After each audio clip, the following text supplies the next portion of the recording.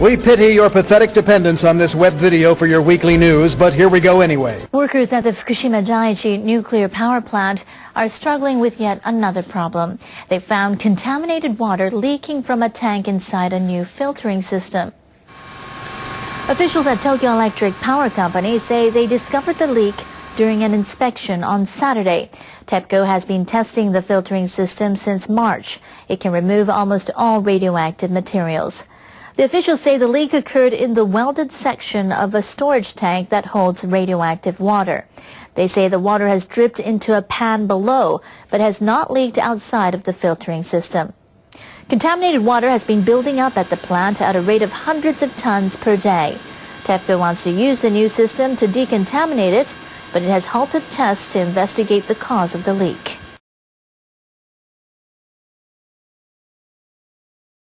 Well, that was it. It's all downhill from here, bud. These make me look angry. Let the people know I don't like them. Environment Ministry officials in Japan are turning to experts for advice on their plan to store dirt and other contaminated debris contaminated by the 2011 nuclear accident. Workers have been removing topsoil from the ground in Fukushima in their effort to decontaminate the area. Now, the government plans to construct intermediate storage facilities in 3 towns near the Fukushima Daiichi plant. The debris will be kept there until final disposal sites are built.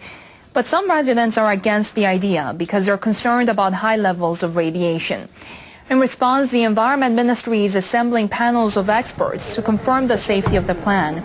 Geologists will check the ground under the site to make sure it's stable.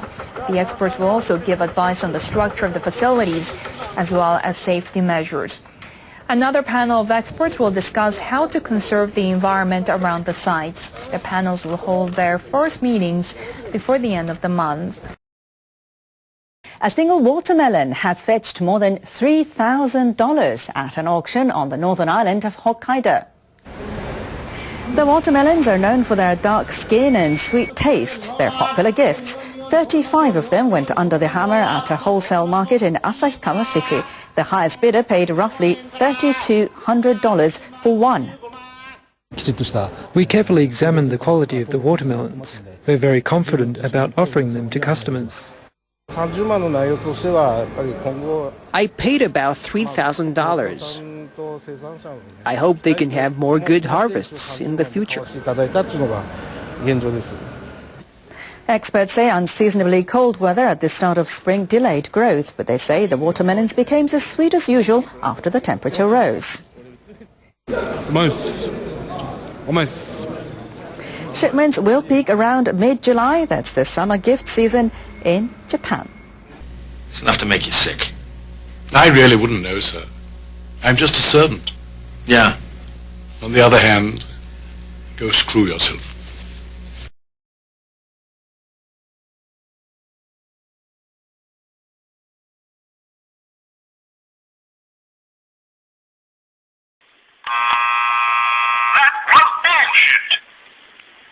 That was bullshit! Oh my god, no way, dude. This is the craziest thing. This is the craziest thing I've ever seen right now. Keep it going, keep it going. No way, dude. Are you getting a mask on? What is going on?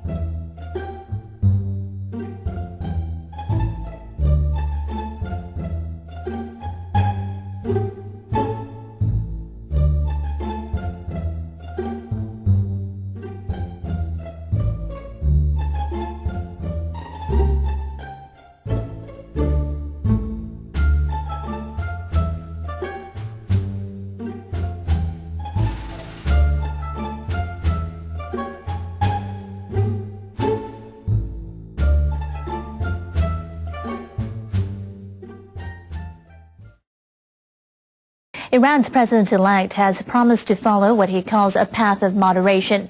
Hassan Rouhani laid out that path in his first news conference since winning the presidential election on Friday. He said the first step will be showing greater transparency. We will resume negotiations over our nuclear program with 6 global powers. I believe a breakthrough can only be achieved through dialogue, not through threats or sanctions. U.S. and European leaders imposed strict financial penalties last year to encourage the Iranians to abandon their nuclear program. Rouhani said what he called an old wound needs to be healed. But he said his government would not halt the program. He called on U.S. leaders to recognize Iranians' right to use nuclear power for safe domestic uses. Rouhani is expected to be sworn in early next month to replace outgoing President Mahmoud Ahmadinejad. The Japanese government released this year's white paper on energy. It's calling for research over several decades into new energy sources. Officials emphasize the need to commercially develop methane hydrate, also known as flammable ice. Japanese researchers in March extracted gas from methane hydrate in the seabed. They were the first in the world to do so. The government officials also said Japan should develop technology for thermal power generation. And they said Japan must learn from U.S. successes in tapping shale gas. They explained that technological progress has transformed the gas from unprofitable in the 1990s to commercially viable now.